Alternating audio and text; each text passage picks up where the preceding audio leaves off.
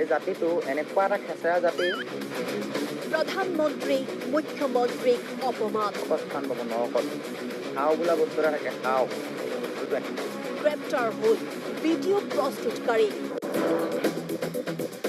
এই ভিডিঅ'টো কিছুদিনৰ পৰা যথেষ্ট ভাইৰেল হৈ পৰিছিল হোৱাটছএপ ফেচবুক লোকে মোবাইলে পোৱা ভিডিঅ'টোত আছে এজন কিশোৰ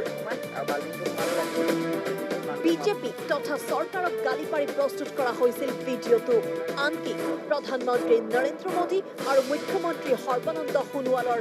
প্ৰতিও কৰা হৈছিল বিৰূপ মন্তব্য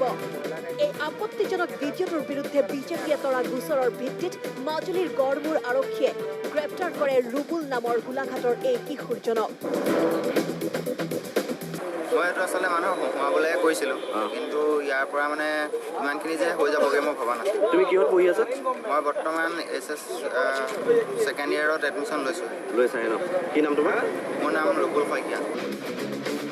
হয় ৰাইজক মনোৰঞ্জন দিবলৈহে ৰুবুলে হেনো প্ৰস্তুত কৰিছিল এই ভিডিঅ' পিছে এতিয়া শিক্ষা পাই ক্ষমা বিচাৰিলে এই কিশোৰজনে